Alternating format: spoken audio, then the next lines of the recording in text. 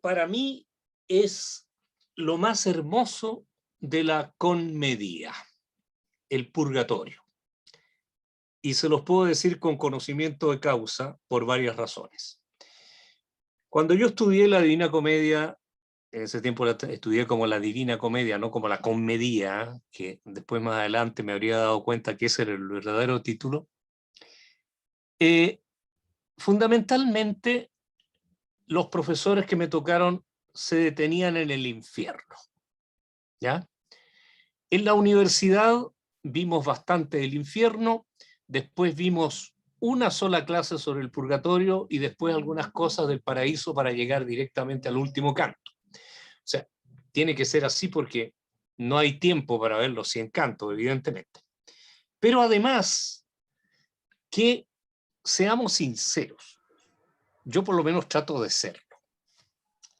Cuando nosotros pensamos en un viaje a la ultratumba, realmente pensamos siempre que vamos a encontrar más gente conocida en el infierno que en otras partes, ¿ya?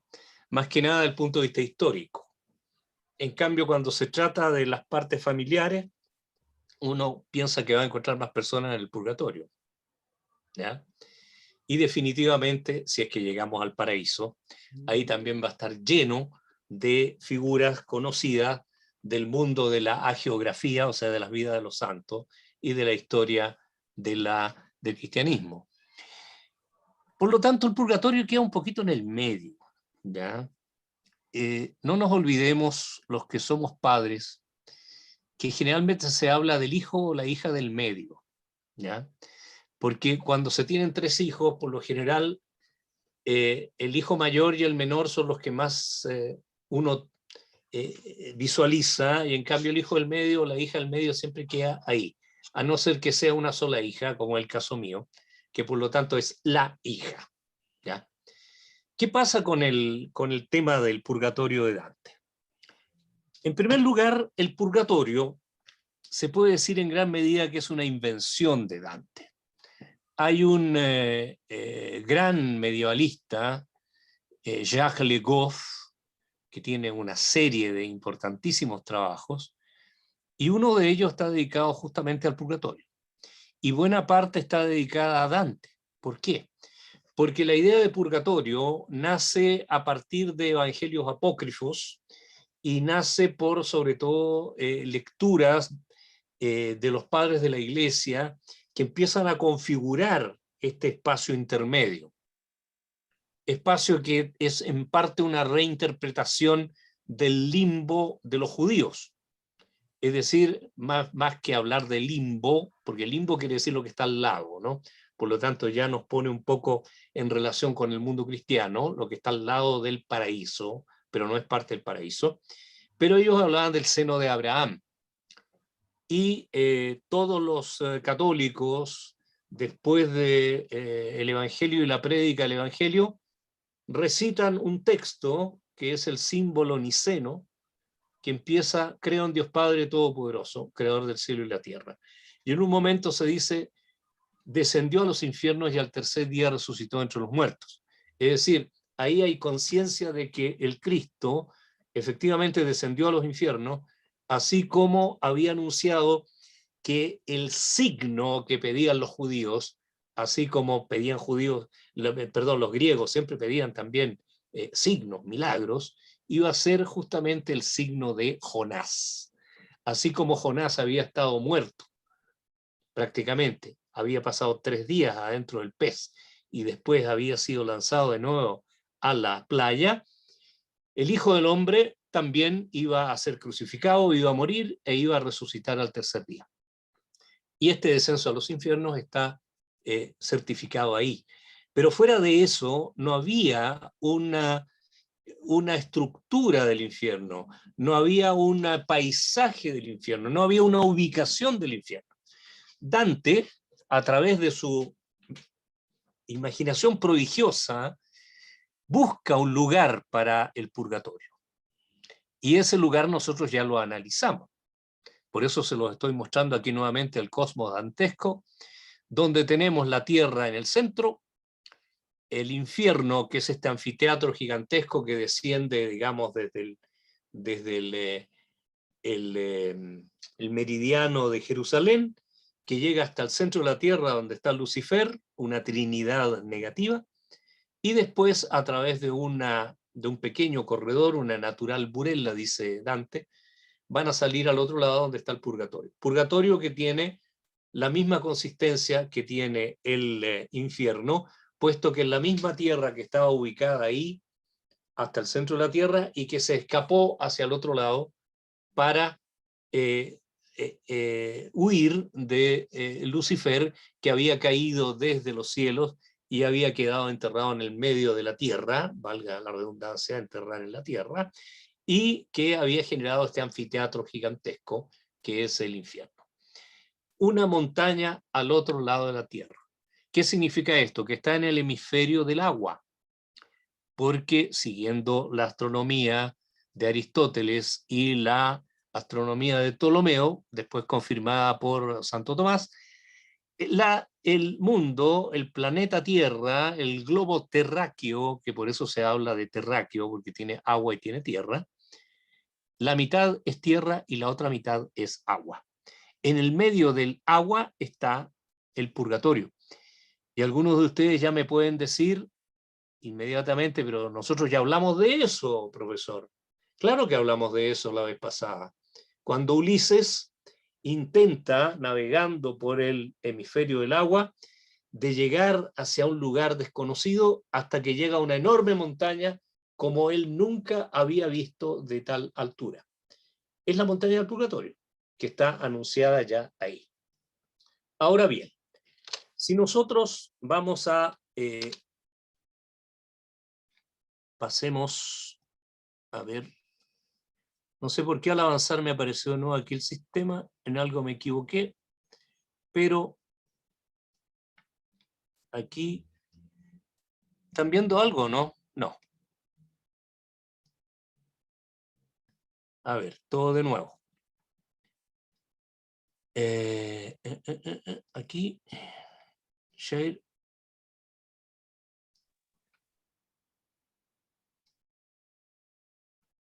¿Ahí? Sí, ¿Me ven ahí sí. o no? Perfecto. ¿Sí? Sí. Ya. Quedamos la vez pasada en que Dante y Virgilio habían salido del infierno desde el medio desde el centro de la tierra hasta el lado opuesto a Jerusalén, y que habían vuelto a ver las estrellas. Entonces Dante da incluso una indicación de tipo astronómico, porque dice: lo bel pianeto che ad amar conforta, tutto facea rider l'oriente. Es decir, ¿cuál es el bel planeta? ¿Cuál es el bello planeta que conforta a amar? Evidentemente que es el planeta Venus. ¿Y dónde está? En el medio de la constelación de Piscis, que es la que corresponde en ese momento. ¿Ya? Aquí, donde aparentemente eso, hay una playa, ahí se ve el mar, aparece un personaje, un hombre anciano de aspecto muy reverente, que resulta ser Catón, ese personaje clásico que fue enemigo de Julio César y para no caer prisionero de él, prefirió suicidarse. Aquí ya también hay toda una polémica que no puedo entrar en ella por el momento, que tiene que ver cómo es posible que un suicida esté aquí en el purgatorio, ¿ya? Pero no me voy a referir a eso. Entre paréntesis, Magdalena, en representación de la red cultural, me ha confirmado que sí, que podemos seguir haciendo estas clases, dedicando un curso completo de 4 al infierno, otro al purgatorio y otro al paraíso. Entonces, cuando veamos el purgatorio más en detalle, nos podemos detener en este caso. Por el momento, Catón es el custodio, el guardián de aquí, de esta playa, y él se extraña de ver aparecer a estos dos personajes y de ustedes de a dónde salen. Venimos del infierno, le explica Virgilio, ¿ya? Y Dante tiene que pasar por una prueba de purificación, y por lo tanto Virgilio le va a lavar la cara y le va a poner una corona de juncos, señal de humildad, ¿ya? Y verán aparecer rápidamente por el mar un punto blanco que se mueve y que en realidad es una nave guiada por un ángel que al mover las alas hace que se mueva velozmente esta nave, preanunciando por lo tanto la figura, que ahora no recuerdo el nombre exacto en inglés, pero de naves que existen y que justamente en vez de ir por el agua, flotan por sobre el agua, por la energía que tienen. Bueno, Dante ya había previsto algo de esto. Yo la vez pasada también hablé acerca de que Dante de alguna manera se anticipa a Julio Verne por muchas cosas. Aquí tienen otra prueba de ello. Las almas que llegan con el ángel son aquellas que se han salvado, pero todavía no están listas para ir al paraíso. Y por lo tanto tienen que llegar hasta ahí, hasta esta playa, que es el antipurgatorio, o sea, lo que está antes del purgatorio. Y Dante va a reconocer entre estas figuras a un amigo de él, un cantante llamado Casella. Lo único que sabemos de él es por lo que dice Dante, y que empieza a cantar una canción de Dante a petición del poeta, que es la canción Amor que en la mente mira Jonah. Todos se quedan embelesados escuchando la canción y aparece Catón muy enojado y le dice: ¿qué están haciendo ustedes acá, almas flojas? Vayan inmediatamente hacia la montaña. Y naturalmente todos salen disparados, igual que las aves que escapan al ver a un enemigo. En realidad, no es tan fácil esto de vayan a la montaña, porque ir a la montaña va a significar llegar hasta el final de lo que es la primera fase del purgatorio. O sea, ese antipurgatorio, ¿ya?, contiene las almas de muchas personas que todavía no pueden ni siquiera entrar al purgatorio. Tienen primero que cumplir otras penitencias. Algunos podrán hacerlo, pero otros no. ¿Y quiénes son? Bueno, aquí Doré se imagina que antes de esta primera rampla, a la que van a tener que subir y escalar, se van a encontrar con un grupo de almas que son los de los excomulgados.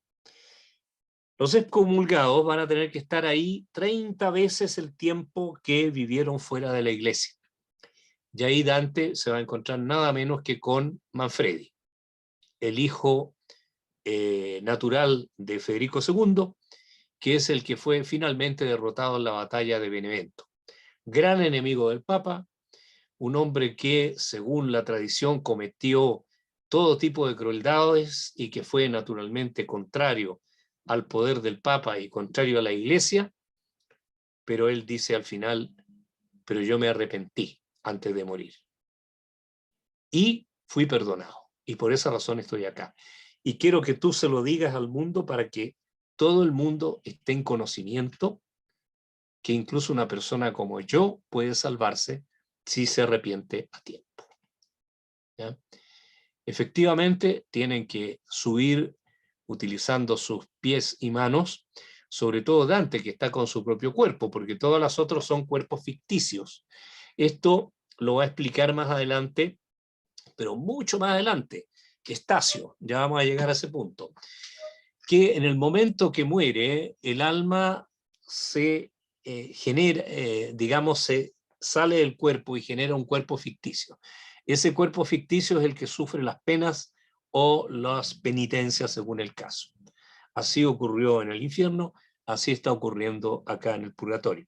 Yo también tengo un trabajo al respecto que se llama La solidez de las sombras, en el cual, analizando toda la Divina Comedia y todos los textos de Dante, explico, digamos, esta situación, que no es muy fácil de explicar, pero desde el punto de vista poético sí. Porque esa es una de las, como diríamos, una de las claves de lectura más interesantes que tiene la Divina Comedia. La Divina Comedia o la comedia es una obra de ficción, es una poesía, pero está contada de tal manera como un viaje ultraterreno que parece verdaderamente ocurrido como viaje, ¿ya? Y tiene una lógica, que es nuestra lógica, no es la lógica de Dios. Solamente en un momento ahora, justamente en el antipurgatorio, escuchará Dante esta frase, que no era necesario parir a María si el hombre hubiera sido capaz de entender todo lo que Dios es capaz de hacer, ¿ya? O sea, hay ciertos misterios que nosotros no vamos a poder aclarar tan fácilmente. En este segundo lugar del antipurgatorio están los negligentes. En este segundo rellano hay personas que se quedaron ahí esperando que el tiempo pasara, no tomaron decisiones graves, pero tampoco se portaron mal. Sí escogieron alguna manera de reaccionar, o sea, en esto no se parecen en nada a los negligentes del infierno, que están fuera por no haberse comprometido con nada. Dante se encuentra ahí con un antiguo conocido que es Belacqua, que también ha pasado a la historia, porque lo cita Dante, y se supone que era un tipo que no le hacía daño a nadie, pero al mismo tiempo que no hacía nada ni de bueno ni de malo, ¿ya? Y antes de pasar a este hermoso paisaje que ustedes ven acá, Dante se va a encontrar con otro grupo de negligentes que tienen una condición muy especial. Murieron violentamente, fueron asesinados violentamente. Por lo tanto, tuvieron apenas tiempo para arrepentirse. Y justamente por eso es que ellos están ahí en el antipurgatorio, tendrán que estar ahí el mismo tiempo que vivieron, ¿ya? Si una persona murió a los 30 años, va a tener que estar ahí 30 años más. Pero ahí no hay pena. Es decir, solamente esperar. Y en la eternidad, evidentemente, 30 años no es nada. Por lo tanto, ahí Dante encuentra a varios personajes interesantes que valen la pena estudiar, que son, por ejemplo, Jacopo del Cassero, que explica cómo él fue asesinado, porque es un tema de crónica que no fue tratado por los cronistas de la época y que Dante recogió seguramente de oídas. Está Bonconte da Montefeltro, que esa sí que es interesante de conocer. Está Pía de Ptolomei. Y van a llegar precisamente después a un vallecito, que es el Valle de los Príncipes. En este sector todavía estamos en el antipurgatorio y estamos justamente antes de entrar al Valle de los Príncipes, y Dante va a hablar con Bonconte da Montefeltro. Con Bonconte da Montefeltro, guerrero, contrario a Dante, participó en la batalla en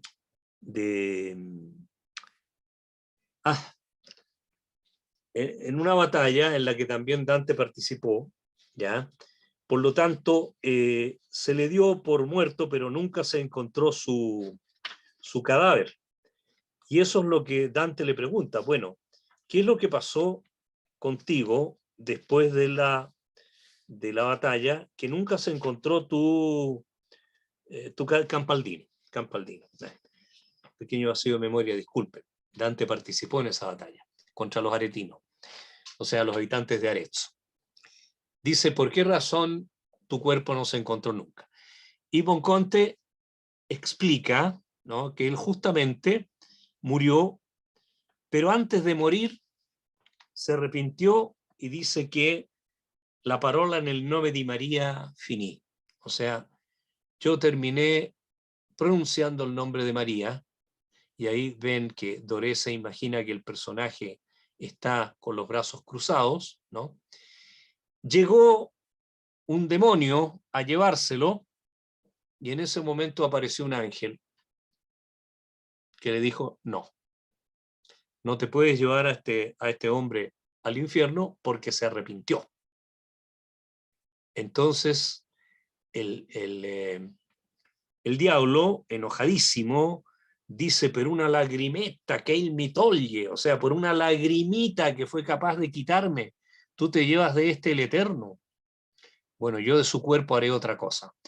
Y el diablo, esta es una idea medieval, que se pensaba que los diablos eran capaces de generar tempestades, genera una tempestad, que es la que ustedes ven ahí, que por lo tanto hace crecer el río Arquiano, un pequeño riachuelo que va a dar al Arno, a donde fue a morir justamente Bon Conte a Montefeltro, y crece el nivel del agua debido a la tempestad de agua y lluvia, de lluvia fundamentalmente, que en todo el sector aumenta el caudal del riachuelo, se lleva el cadáver de Bon Conte, que llega al Arno y después del Arno va a dar al mar. Y por esa razón explica poéticamente por qué razón nunca se encontró su cuerpo. Pero por otro lado también nos habla de la piedad y de la compasión de Dios. Y una joven se le acerca y le dice,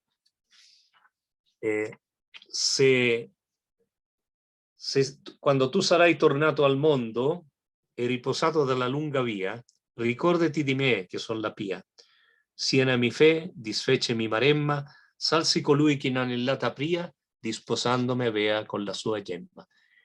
Cuando ya te habrás reposado de la larga vía, porque todos estos personajes se dan cuenta que Dante va a volver al mundo, acuérdate de mí que soy pía, ¿ya?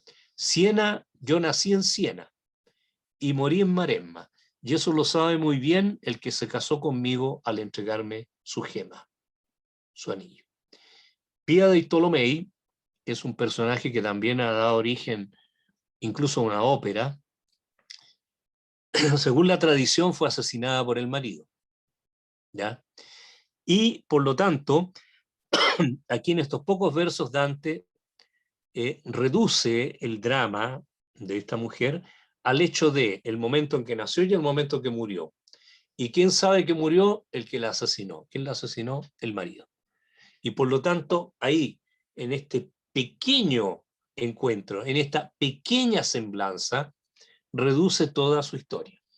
Así como lo había hecho Francesca da Rimini entre los lujuriosos. Claro que ella era una pecadora. Pía de Ptolomei aparece como una víctima del machismo. Y al seguir adelante, se encuentran con un personaje que al parecer no quiere hablar con nadie, pero cuando se acerca a Virgilio y le dice que es de Mantua, o Mantova, como decimos ahora, se abalanza sobre él y le dice, yo soy Sordello de tu tierra.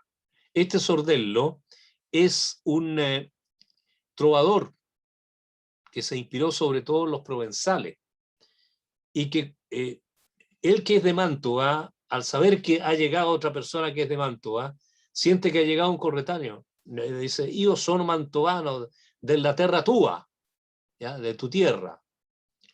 Y Dante dice, ay Italia, qué mal estás.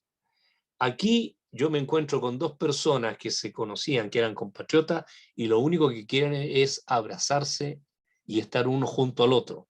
En cambio, tú, Italia, estás completamente separada por intrigas, por odios, por familias que están contrastadas, por ciudades que están una en guerra con la otra, ¿ya?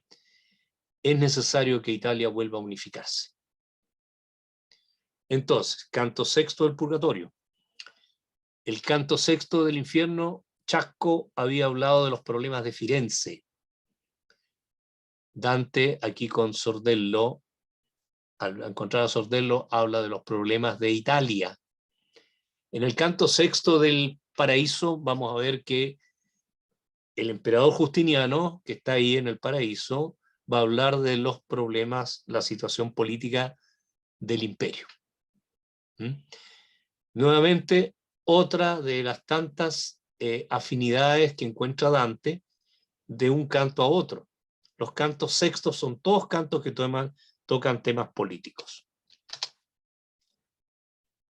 La Valletta dei Principi propiamente tal, que es esta, nos muestra un lugar donde están una serie de personajes conocidos en la época de Dante, que fueron príncipes negligentes, como el emperador Rodolfo, Ottocaro II, rey de Bohemia, el rey Felipe III de Francia, y así. Hay todo un listado. ellos están en el purgatorio porque no fueron pecadores, pero sí son culpables de no haber tomado decisiones políticas que permitieran que el imperio se salvara y que también Italia dejara de ser este lugar de combate absolutamente un lugar geográfico prácticamente, más que una realidad geopolítica. Y Dante aquí se va a encontrar con dos personas muy interesantes. Una es un antiguo amigo suyo, Nino Visconti, con el cual habla de cuestiones familiares, porque Nino Visconti murió y su esposa viuda se volvió a casar. ¿Ya? Bueno, pero es un tema menor que no me interesa tocar ahora. Me interesa mucho más el otro tema, el otro personaje, que es Currao Malaspina, porque Currao Malaspina le va a decir que él, en un futuro próximo, va a ser huésped de la corte de los Malaspina. Y por lo tanto podemos imaginar que este canto fue escrito después del año 1304, que es cuando Dante estuvo justamente en la corte de los Malaspina en la Lunigiana. Y al comienzo del canto octavo, donde Dante se va a encontrar con estos dos personajes, hay una descripción bellísima del crepúsculo. Era già l'ora che volge il disio ai naviganti e intenerisce il core lo di che han detto a dolce mici addio. E che lo nuovo peregrin d'amore punge sode squilla di lontano, che sembra piangere il giorno che si muore. Es decir, era ya la hora en que los navegantes sienten toda la nostalgia de estar lejos de sus casas y que si escuchan, lloran, si escuchan una campana que suena en la lejanía. Yo siempre recuerdo estos versos porque en la tumba de Dante en Ravenna hay una campana que está al lado de la tumba. Y esa campana suena todos los días exactamente a la hora del crepúsculo, justamente en recuerdo del exiliado. Porque el nuevo peregrín, al que se refiere el verso, se refiere al que es nuevo peregrino. ¿Por qué? Porque es peregrino obligado por ser un exiliado. ¿Ya? En ese momento dice que empieza a oscurecer y ve a estos dos personajes a los que me referí, pero también ve aparecer una serpiente que viene entre medio de las flores y de las hierbas. Primero van a aparecer dos ángeles, que son los que ustedes ven arriba. Y luego va a aparecer la serpiente hacia el final del canto. Pero cuando la serpiente ve a los dos ángeles, escapa. Evidentemente todo esto es una alegoría. ¿Qué es? Es el drama litúrgico de todas las tardes, de todos los atardeceres. La serpiente representa el mal, representa el pecado original, representa la tentación. Representa aquel momento por el cual el hombre cometió el pecado original debido al cual existe la muerte. ¿Ya? Pero ahora ya la serpiente no puede hacer daño porque es alejada inmediatamente por los dos ángeles. A este punto me detengo un momento para mostrarles el esquema del purgatorio propiamente tal. Ya hemos visto el antipurgatorio, que está en amarillo abajo, ese azul se supone que es el mar. En el amarillo del antipurgatorio es a donde llegan las almas de aquellos que se salvaron y que se reúnen todos, entre paréntesis, en la desembocadura del río Tíber. Se me había olvidado decirles eso. Hay ahí también toda una referencia al año del jubileo, pero ahora no puedo detenerme a analizarlo. Luego viene entonces el lugar donde están los que les dije yo, los excomulgados. Luego de este terraplén, por así decir, que dificulta el paso, se llega al lugar donde están aquellos que murieron, se arrepintieron en el último momento, está el de aquellos que murieron violentamente, y luego se llega al lugar donde está el Valle de los Príncipes. Arriba ustedes ven que dice Puerta del Purgatorio, Puerta del Purgatorio. Se lee mal, pero esa es la idea. No es que del Valle de los Príncipes se pueda llegar inmediatamente. No. La Puerta del Purgatorio está más arriba y no se puede acceder a ella caminando. ¿Cómo lo va a hacer Dante? Misterio hasta el momento. Dante no lo sabe. Pero como se ha hecho de noche, él se acuesta a dormir, se queda dormido y tiene un sueño. Sueña que un águila lo rapta y lo lleva hacia el cielo. Y al acercarse al sol, con el calor que está sintiendo, despierta. Al despertar ve que está al lado de la puerta del purgatorio. Y mientras el águila se lo llevaba, le decía: yo soy Lucía, yo soy Lucía. Ustedes recordarán que el mismo Dante explica que es Lucía la que va a pedirle a Beatrice que interceda por Dante, que está en la selva oscura, justamente porque Dante tenía a Lucía como patrona personal, como la santa que estaba en el paraíso y que podía rogar por él. Aquí es ella la que lo lleva hasta la puerta del purgatorio. Y luego van a venir las cornisas, que son 7. Entonces tenemos un antipurgatorio, 7 cornisas de purgatorio y finalmente el paraíso terrestre. 1 más 7 más 1, 9. De nuevo tenemos el número 9. Así como eran 9 las divisiones del infierno. Y como van a ser 9 los cielos que giran en torno a la tierra. ¿Ya? Por lo tanto, aquí los pecados están desde el menos grave, perdón, desde el más grave hasta el menos grave. Igual que en el infierno, pero al revés. ¿Quiénes son los pecadores más graves? Los soberbios. ¿Ya? Que en el caso del infierno no están expresados con ese nombre, porque ahí hay todo un trabajo aparte que yo ya tengo escrito al respecto. Pues fue publicado en un libro mío, pero el año 2000. Ese libro es dificilísimo de encontrar. En el cual han pasado 21 años, Dios mío. Bueno, en todo caso, yo traté ya de explicar la cosa bien claramente y volví a escribir eso en italiano y va a aparecer en una revista especializada que ya debería aparecer en estos días. El hecho es que los soberbios no están con ese nombre en el infierno, pero evidentemente los soberbios son aquellos que están ocupando el espacio de los fraudulentos y de los traidores, como digamos vimos la vez pasada. Después de los soberbios vienen los envidiosos. Después de los envidiosos vienen los iracundos. Después vienen los asidiosos o perezosos, si ustedes prefieren más fácil. Luego los avaros y los pródigos, los golosos y finalmente los lujuriosos. ¿Ya? Veamos. Aquí, estos son versos muy lindos también. La concubina di Titone Antico ya se imbiancaba al balco de oriente.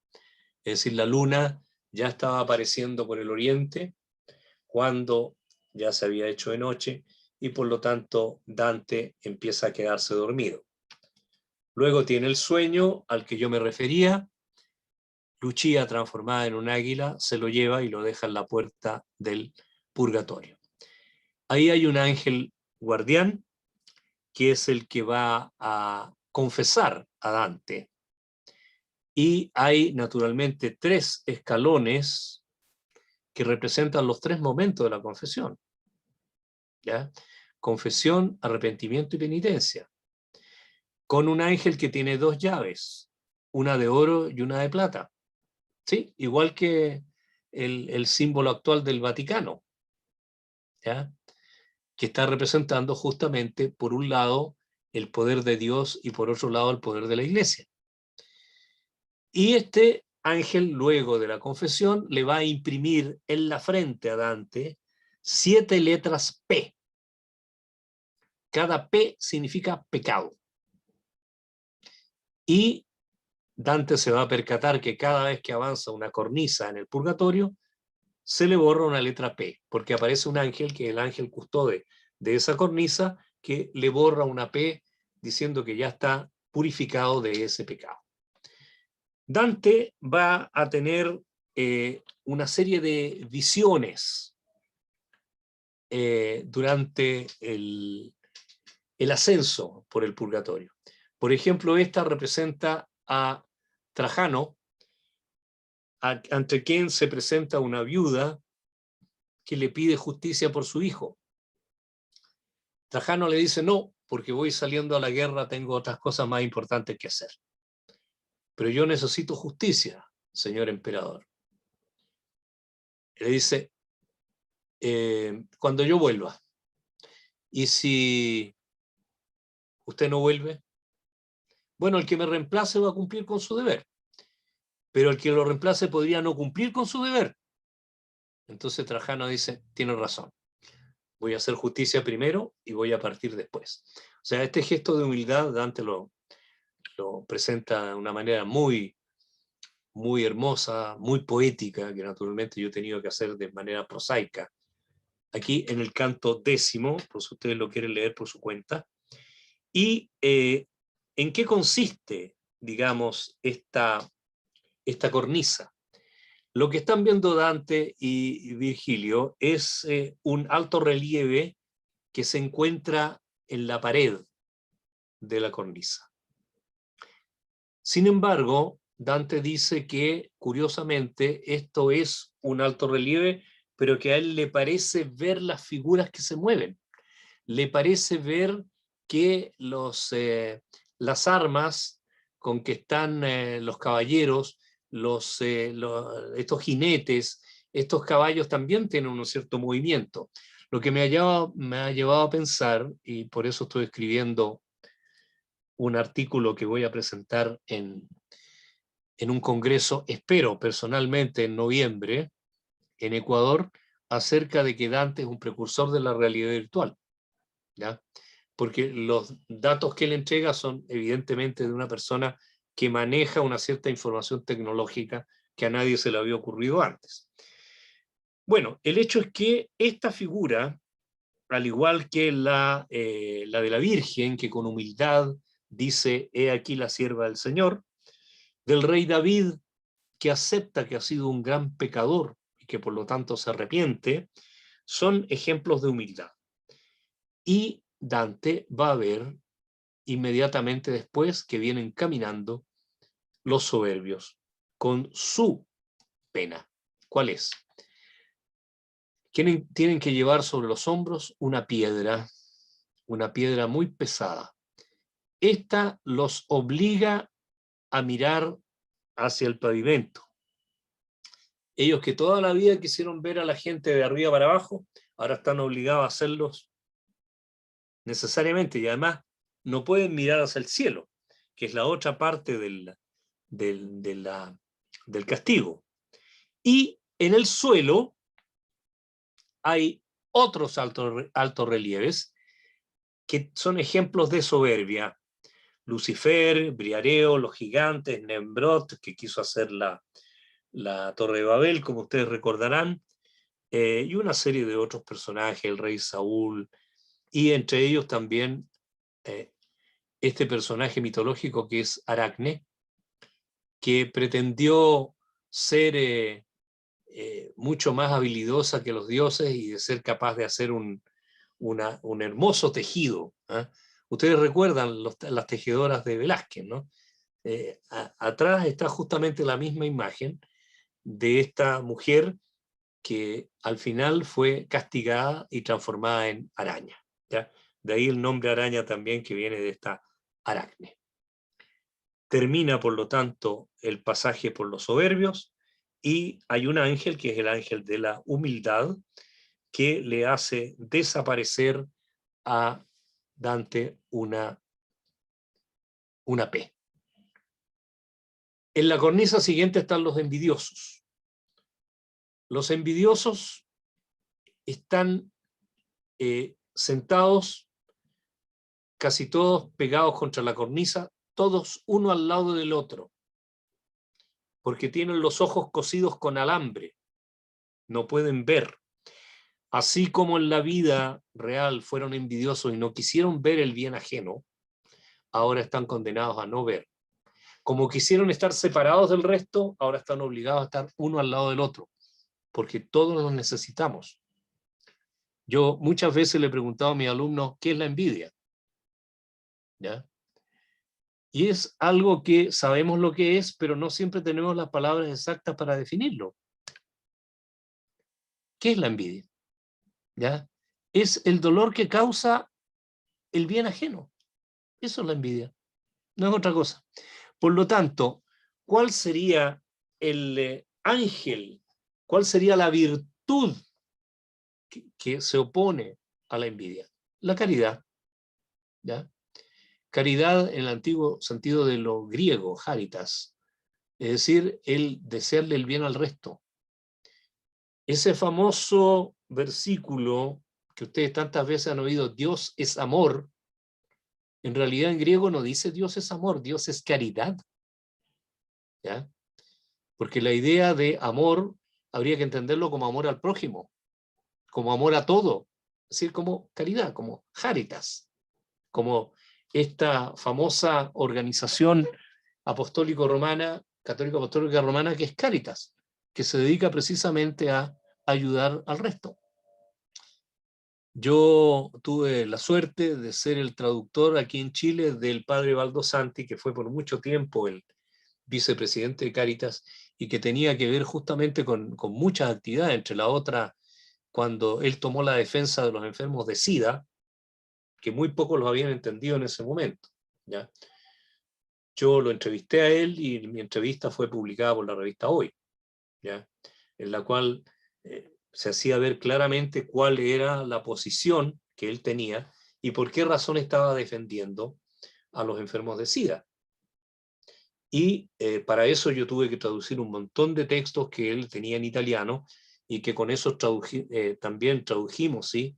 En realidad lo traduje yo, pero él dio la autorización de un librito publicado por Cáritas allá en Italia, acerca del SIDA, que explicaba exactamente lo que era, que no era solamente enfermedades homosexuales, que no nos corresponde juzgar a los enfermos de SIDA porque son pecadores, una serie de cosas. O sea, realmente Cáritas, Cáritas. Y el ángel de la caridad es el que le va a quitar a Dante la P que lleva sobre la frente.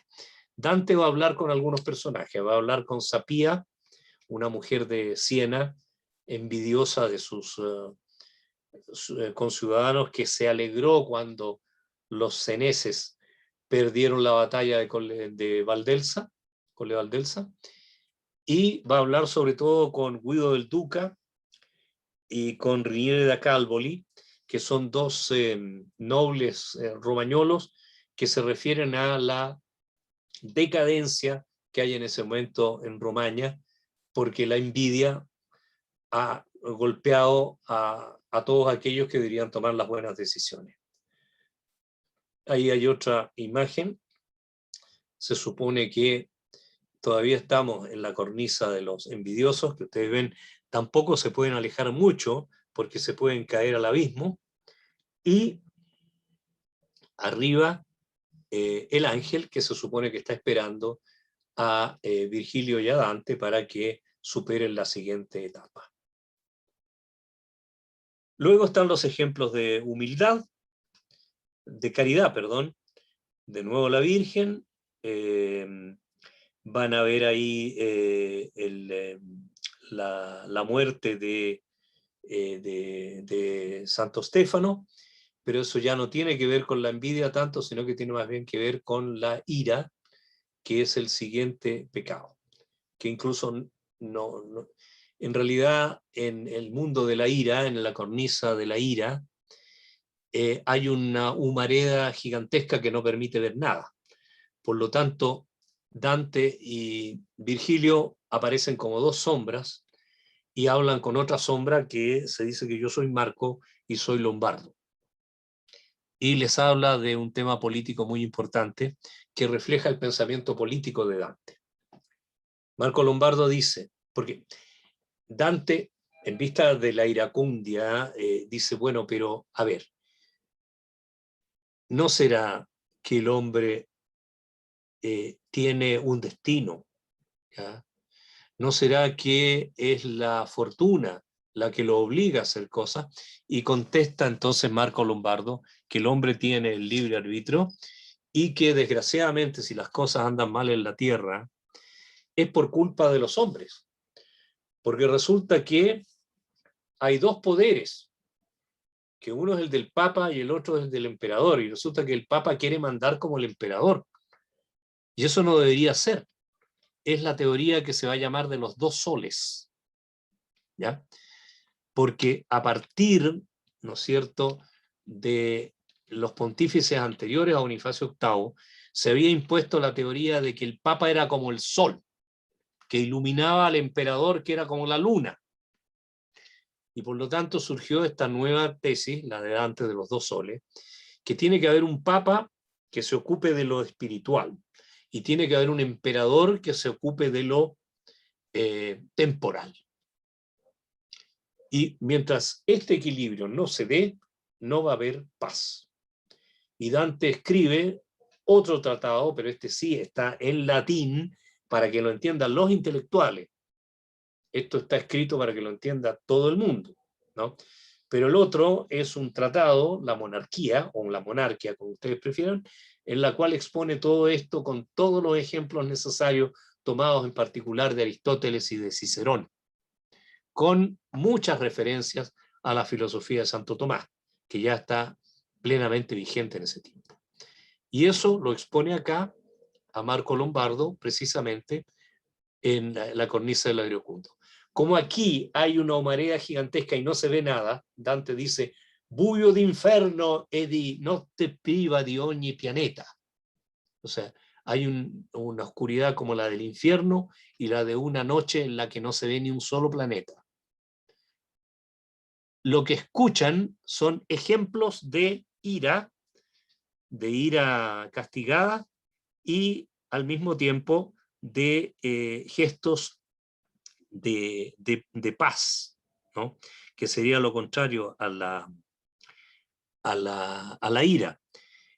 Justamente es el ángel de la paz el que le borra a Dante la siguiente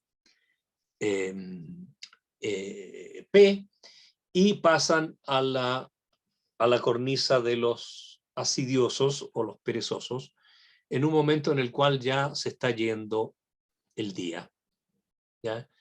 Dentro de poco va a ser de noche, ustedes ven ahí, Doré pone el sol que se está poniendo, coloca, mejor dicho, el sol que se está poniendo, y aparece una serie de figuras que empezarán a correr en torno a la cornisa, porque así, entre paréntesis, bueno, los iracundos están en medio de esta oscuridad generada por el humo, porque fue el humo de la ira el que nos los dejó ver. Aquí, en cambio, estos otros personajes están obligados a moverse rápidamente por todo lo que no se movieron en su vida, por ser perezosos. Y aprovecha acá Virgilio para explicar cuál es el criterio por el cual está dividido el purgatorio. El purgatorio no está dividido aquí, como en el caso del infierno, por las tres disposiciones que el cielo no quiere, sino que están divididos por una teoría del amor. El amor, que es aquel que, lo va a decir Dante en el último verso de la Divina Comedia, el amor que mueve el sol y las otras estrellas, que es Dios. Pero la gran fuerza que es el amor es la que todo permite en la humanidad que vive en el cosmos. Por lo tanto, el amor puede ser clasificado de tres tipos. El amor que peca por un mal objeto, que es en este caso el de los soberbios, los envidiosos y los iracundos. Toda esa gran fuerza que es el amor, ellos la dedicaron a un objetivo equivocado. Luego viene el amor que peca por poco vigor, que es esta cornisa, la de los achidiosi o los asediosos, o de los perezosos. Y luego va a venir el amor que peca por demasiado vigor hacia otros objetivos. Y ahí están los avaros y los pródigos, los golosos y los lujuriosos, ¿ya? Este canto, el canto 18, es un canto de tipo ideológico, así como lo fue el canto 11 en el caso del infierno.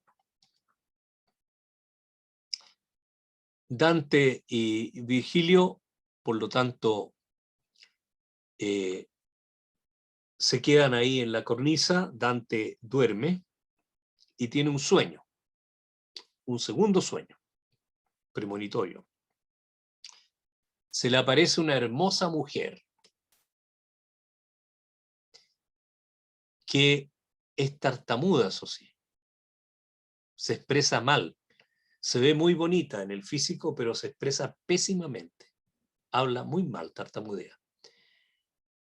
Y aparece entonces un ángel y le rompe el vientre con una espada y de adentro sale un olor a podredumbre tan desagradable que Dante se despierta.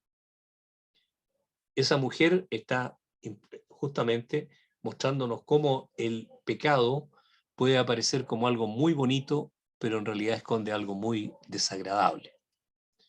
Y Dante despierta de este sueño simbólico y comprende que tiene que seguir su viaje porque el tiempo pasa.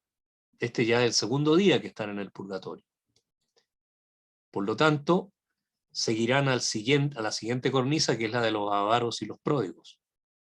Ahí entre los avaros y los pródigos, Dante se va a encontrar nada más y nada menos que con un papa, con el Papa Adriano V, ¿ya? Y que justamente va a reconocer que él se dejó llevar por las malas influencias del dinero, que al final terminó siendo para él más importante que el aspecto espiritual y religioso, pero que se arrepintió a tiempo. Y por eso es que está ahí. Aquí también hay otro tema político, porque este papa era de origen lígure y relacionado con la Lunigiana, precisamente a donde Dante fue huésped de los Malaspina, como ya les explicaba. Pero eso ya es ir mucho más allá con el tema que yo quiero desarrollar. Ya habíamos hablado de papas en el infierno en el caso de los simoníacos, ¿ya? Ahí estaba Nicolás III e iban a llegar Bonifacio VIII y después Clemente V. Aquí, en cambio, está este papa y ya vamos a oír hablar de otro de inmediato en la siguiente cornisa. Bueno, aquí, ¿quién es entonces el ángel? Es el ángel de la longanimidad o de la liberalidad, si ustedes prefieren. Y aquí también se castigan los pródigos, igual que en el caso del infierno. Es decir, los avaros son los que quisieron tener todo el dinero y los pródigos los que no le tomaron el verdadero valor al dinero, que los dos extremos son malos, ¿ya? Ahí se supone que está Dante acercándose al lugar donde se encuentra justamente el Papa Adriano V. Luego pasarán a otros... pero primero ocurre algo importantísimo. Cuando están ahí en el... Sí, me olvidaba que saltaba de inmediato y no mostraba otra cosa. Cuando están precisamente por salir de la cornisa de los avaros, se escucha un canto generalizado de todas las almas del purgatorio. Y se produce un terremoto. Entonces Dante se preocupa porque si esta montaña es de origen metafísico, ¿cómo puede ocurrir un hecho físico como un terremoto?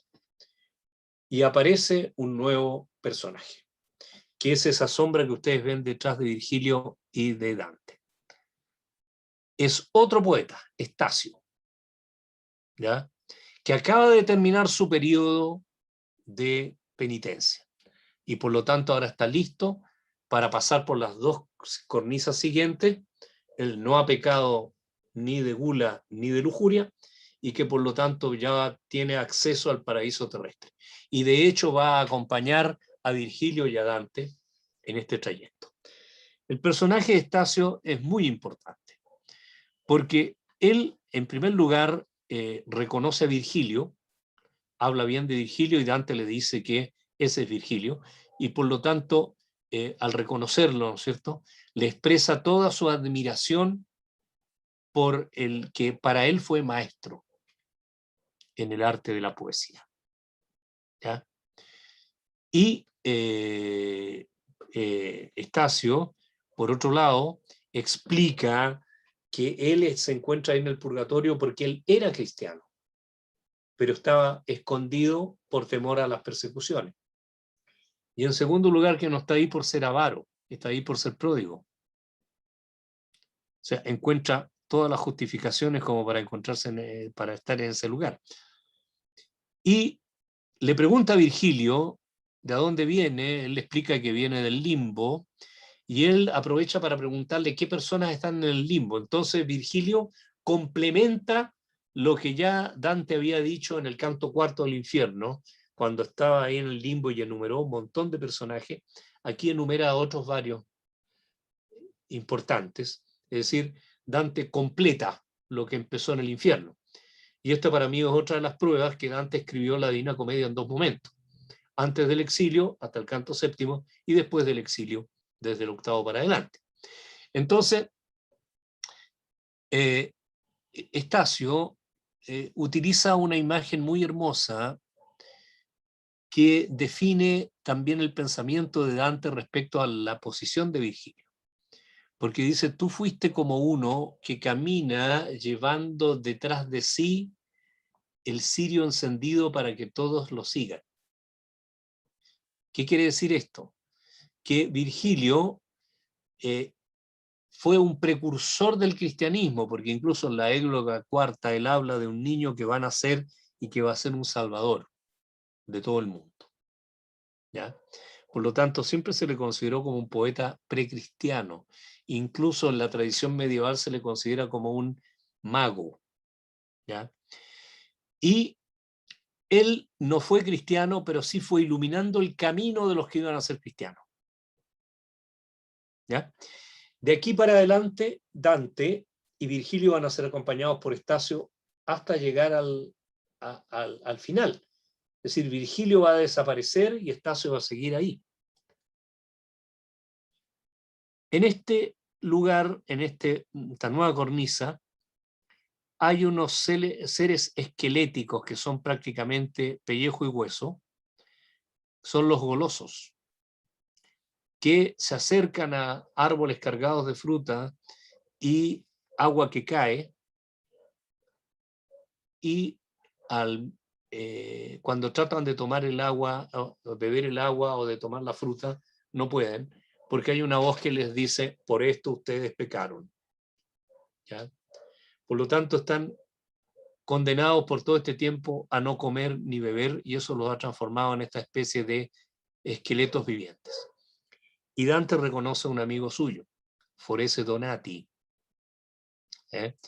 hermano de Corso Donati, jefe de los Güelfos Negros, del cual el mismo Forese va a dar una profecía, que va a morir de muy mala manera y va a ir al infierno. Y le pregunta a Dante, ¿y qué es de Picarda, tu hermana? Ah, mi hermana, yo no sé si era más bella o más buena, pero ella fue mandada a un convento, quiso entrar a un convento, y de ahí la sacó mi hermano Corso para casarla por un matrimonio de conveniencia. Pero ella está en el paraíso. ¿Ya? Y efectivamente Dante la va a encontrar en el cielo de la luna, entre los que abandonaron los votos, en el canto segundo del purgatorio. Por lo tanto, ven ustedes la justicia divina cómo funciona según Dante. Un hermano que está condenado al infierno, un hermano que está purgando justamente el hecho de haber sido un goloso, y la hermana que está en el paraíso. Forese y Dante dejaron algunas poesías que son un contrasto, como se llama en ese tiempo. Es decir, son poesías en las cuales uno le dedica una poesía al otro diciendo cosas infamantes y desagradables, y el otro le contesta con cosas más infamantes y más desagradables todavía. O sea, como los payadores. ¿Ya? Naturalmente, todo esto acompañado de comida y de bebida en abundancia. Por lo tanto, Dante siente el doble remordimiento de haber hecho una vida de ese tipo, ve los efectos en Forese y sabe la que él la espera cuando sea el momento de morir y de realmente llegar al purgatorio y tener que empezar a ascender. Ya de hecho, cuando Sapía le dice a él en la cornisa a los envidiosos si él también va a tener que llegar ahí, Dante dice que sí, porque ha sido envidioso. Pero voy a estar mucho más tiempo en la cornisa de abajo, dice, en la de los soberbios. ¿Ya? Dante, por lo tanto, al encontrarse con su amigo transformado en este esperpento, siente todo el dolor y le dice, bueno, pero no ha pasado tanto tiempo de que yo lloré sobre tu cara ya muerta. ¿Cómo es que ya llegaste aquí? Entonces, por mi viuda. Ella ha dicho misas, ha rezado por mí. Y nosotros acá en el purgatorio, esto ya lo había anunciado Manfredi, todos los que rezan por los que están en el purgatorio, los que están en el purgatorio avanzan mucho más rápido. Sé que ustedes pensarán en este momento, y tengo que explicarlo yo cuando lo digo a alumnos que no son chilenos, que este es el culto que aquí en Chile llamamos de las animitas. No es otra cosa en realidad. Rogar por las almas del purgatorio de manera que ellos también nos protejan. Forese va a lanzar otra profecía también, ¿ya? Que se aproxima una gran derrota para el grupo de los en el que se encuentra Dante, es decir, de los güelfos blancos. Oderice de Gubbio, con el cual habló en la cornisa de los soberbios que estaba debajo de la roca, en realidad no di mayores informaciones y debería las dado. Porque Oderice de Gubbio es un minatore, o sea, un miniaturista, un miniador, un ilustrador de códice, famosísimo, ¿ya? Y Dante le dice, así que tú eres el famoso miniaturista, sí, dice, pero mira que la gloria del mundo no dura nada. Ya es mucho más famoso Franco Bolognese que yo. Cimabue creyó ser el pintor más importante, ¿no? Credette Cimabue nella pittura avere il grido e adesso ha giotto il grido, ¿no? Tenerlo campo e adesso ha giotto il grido. Así pasa en este mundo la gloria, que no es nada, ¿ya?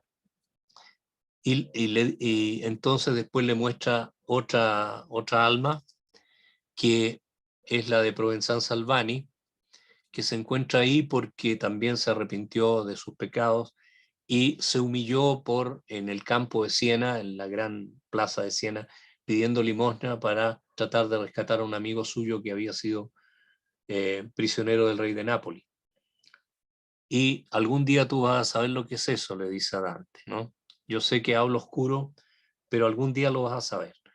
Porque el mismo Dante, cuando en el convivio se refiere a su exilio, va a decir que en realidad él ha tenido que ir de un lugar a otro casi mendigando para poder vivir. Porque evidentemente él no tenía título de nada y por lo tanto era huésped en las cortes, donde lo utilizaban como poeta probablemente, pero sí como embajador, sí como persona que sabía hablar y de hecho fue el gestor de la llamada Pace di Castelnuovo, de los Malaspina precisamente. Bueno, como ustedes ven, hay temas sobre temas que van aumentando y yo simplemente estoy tratando de reconstruir el relato por el momento para que sigamos el excursus lógico de la historia. Ahí están los golosos en el árbol al que no pueden tener acceso, y Dante ahí también va a ver a un papa que fue un gran goloso y que ahora está pagando esta circunstancia. Va a conversar con otro poeta que es Bonayunta da Luca, que le va a hacer Martino IV, el papa. Bonayunta da Luca le va a hablar acerca del Dolce Stil Novo, que es esta corriente a la que perteneció Dante, y que Dante le puso ese nombre, porque por primera vez aparece justamente en el canto 24 del Purgatorio. Al final de la cornisa, entonces está también el ángel, que en este caso es el ángel contrario a la gula, o sea, sería la templanza, y o a la temperancia si prefieren, y van a ascender por la cornisa hasta llegar a la de los lujuriosos. Los lujuriosos están metidos entre medio de las llamas, porque fueron vencidos por el fuego de la pasión, así como los lujuriosos del infierno, en cambio, fueron vencidos por el ventarrón, por la tempestad de viento de la pasión. Y Dante va a hablar con Guido Wincelli, que es el poeta fundador justamente del Dolce Stil Novo. Va a hablar con, digamos, otros personajes, entre los cuales, esto es curioso, con un personaje que es Arnaud Daniel, que es un poeta provenzal que se dirige a Dante precisamente en provenzal. Esos son versos que en la Divina Comedia no están escritos en vulgar toscano, sino que en provenzal.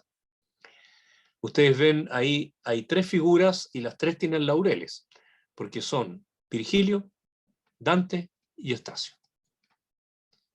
Ahí se supone que está Dante hablando, uno de estos personajes, probablemente el que está al medio es Guido Wincelli, y hacen también una diferencia. Aquí también hay sodomitas, como estaban en el infierno, que giran en un sentido, mientras en el otro sentido, el otro grupo es simplemente lujuriosos, por así decir, heterosexuales. Luego viene el paraíso terrestre. Terminando ya la cornisa de los lujuriosos, está el ángel de la castidad, y después del ángel de la castidad hay una muralla de fuego. Y Virgilio le dice que tiene que atravesar esa muralla para llegar al paraíso terrestre. Dante tiene miedo, ¿ya? El alma humana tiene miedo.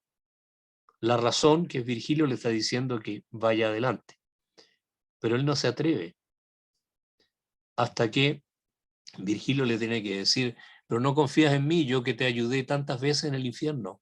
¿Te acuerdas cuando montamos sobre Gerión, que nos tuvo que bajar al Mare Volge, etcétera, etcétera? ¿Ya? ¿Cómo no te atreves? Dante no se atreve a atravesar. Entonces Virgilio le dice, al otro lado está Beatrice. Y ahí sí, Dante se decide y atraviesa. Y dice, gettato mi sarei in bollente vetro per rinfrescarmi. Me habría lanzado al vidrio hirviendo, así como en Murano, cerca de Venecia, solamente para refrescarme me habría lanzado al vidrio que está hirviendo. Y llegan al otro lado, se hace de noche, cuando es de noche no se puede avanzar, por lo tanto Dante va a tener otro sueño donde va a soñar con una mujer que está recogiendo flores. Ella es Lía, que representa la vida activa, y hace referencia a Raquel, su hermana, que representa la vida pasiva. Es decir, las dos mujeres con las que se casó Jacob, ¿ya? Como ustedes recordarán en el episodio bíblico. Cuando Dante despierta, van a seguir el transcurso del viaje y van a ver un río, que es el río Leté, y aparece un personaje nuevo que después vamos a ver que se llama Matilde. Esta Matilde algunos quieren que sea un personaje histórico, la condesa Matilde de Canosa. En mi opinión, más bien representa a la naturaleza incontaminada antes del pecado original. Y comienza una procesión mística. Es decir, Dante ve aparecer 7 haces de luces que avanzan desde la foresta, desde la divina foresta, y luego aparece una serie de personajes que representan una serie de alegorías, que voy a ir diciéndolas de inmediato. Las 7 luces que aparecen son en realidad las luces que arden desde 7 candelabros. Es decir, esos son los dones del Espíritu Santo. Sabiduría, intelecto, consejo, fortaleza, ciencia, piedad y temor de Dios. Luego vienen 24 viejos, que ustedes los ven ahí. Estos viejos son los 24 libros del Viejo Testamento. Naturalmente no se consideran aquellos libros que son deuterocanónicos. Luego viene un grifo, ¿ya? Este grifo, que es el que ven ustedes atrás, es un personaje mitológico que es mitad león y mitad águila. representa al Cristo con su doble condición de hombre y de Dios. Y él viene tirando un carro. Ese carro es el carro de la iglesia. A un lado del carro hay 3 mujeres que danzan, que representan a las virtudes teologales, fe, esperanza y caridad. Y al otro lado hay 4 que también vienen danzando, que representan a las 4 virtudes cardinales: prudencia, fortaleza, templanza y justicia. Y además de eso, junto a este carro hay 4 personajes, hay 4 seres animados que son los mismos del Apocalipsis de Juan. Es decir, un ángel que representa a San Mateo, al Evangelio según Mateo. Un águila que representa al Evangelio según Juan. Un ternero que representa a San Lucas y un león que representa a San Marcos. Más atrás de estos vienen 2 viejos con hábitos diferentes a los de los viejos de adelante, digamos, que preceden al carro, que representan, uno vestido de médico, representa los actos de los apóstoles que fueron escritos por San Lucas, que era médico. Y el otro tiene una espada en la mano, porque es Pablo, San Pablo, que dijo que mi voz, mi lengua son como una espada que corta, ¿no? Detrás de ellos hay 4 viejos de apariencia modesta. ¿Quiénes son? Las 4 epístolas de los otros escritores, es decir, Pedro, Juan, Santiago y Judas. Y finalmente un viejo solo que viene durmiendo. Es el Apocalipsis de Juan. Toda esta procesión mística está preanunciando que algo va a ocurrir. Y efectivamente lo que va a ocurrir es que va a llegar Beatrice, pero primero tienen ustedes ahí a las 3 virtudes. Por alguna razón se me borró esto, probablemente apreté lo que no era. A ver. Porque supongo que no se me está terminando la... No, ahí. Esas son las virtudes teologales, decía. Y la aparición de Beatrice, que desgraciadamente no sé cómo se vuelve atrás acá, ¿eh? Bueno, luego Dante va, después de la aparición de Beatrice, Beatrice lo va a tratar muy mal, porque le va a decir que tú me olvidaste por otros amores, pero eso no se trata, como les decía el otro día, que Beatriz le esté cobrando sentimientos a Dante.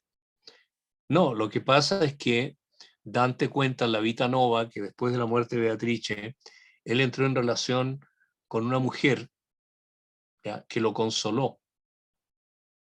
Pero él mismo en el convivio explica que esa mujer era la alegoría de la filosofía, porque él se había dedicado a estudiar filosofía.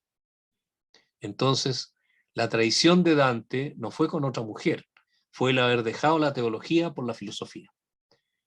Dante confiesa su pecado y Beatrice, por lo tanto, acepta esta situación. Dante ha ya recorrido lo principal de la relación con Beatrice. Yo hablé ya en la primera sesión y bastante abundantemente, así que no me voy a repetir ahora. Además que en el paraíso quien acompaña a Dante es Beatrice, y van a tener mucha oportunidad para conversar ambos.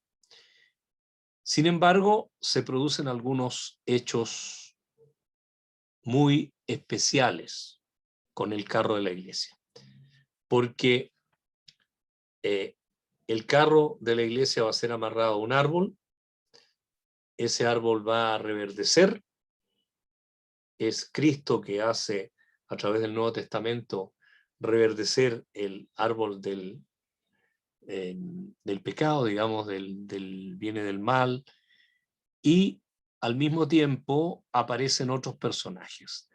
Aparece una prostituta, una meretrice. Dante es más directo, dice una puttana sciolta, con un gigante. Y ella con el gigante se besan de vez en cuando. hasta que de repente, justamente, cae un águila encima del carro y lo rompe. Esa águila representa al imperio que ha regalado esas tierras a la iglesia, con lo cual ha generado el poder temporal de los papas.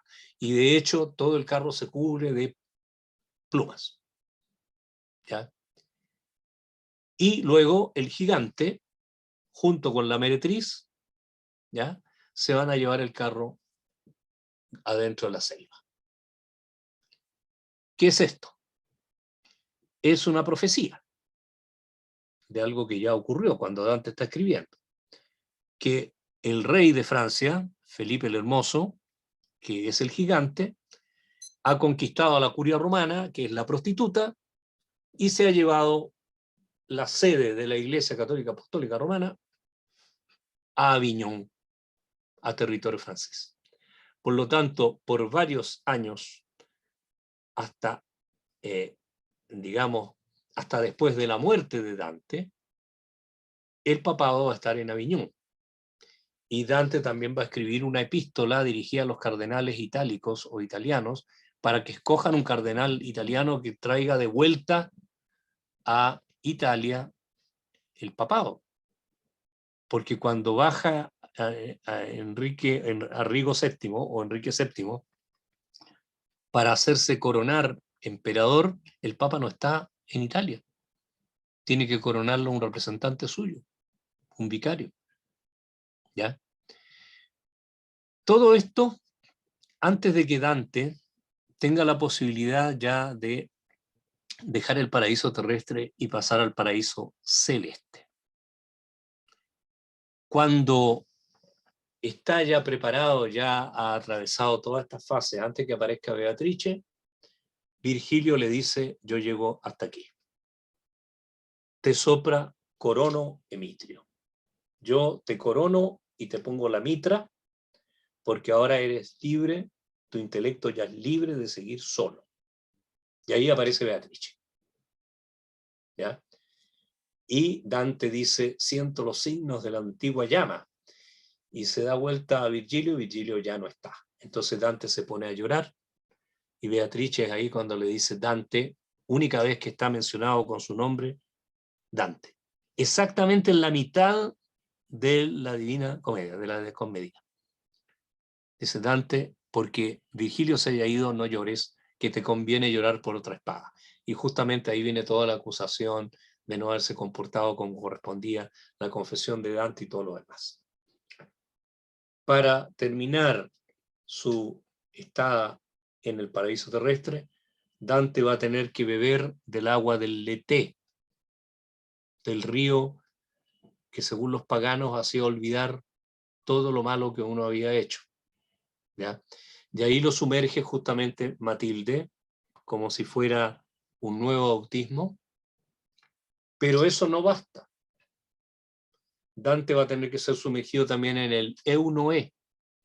Y el Eunoé es el nombre que tiene el río en la otra ribera, a la cual va a llegar también sin explicarse cómo.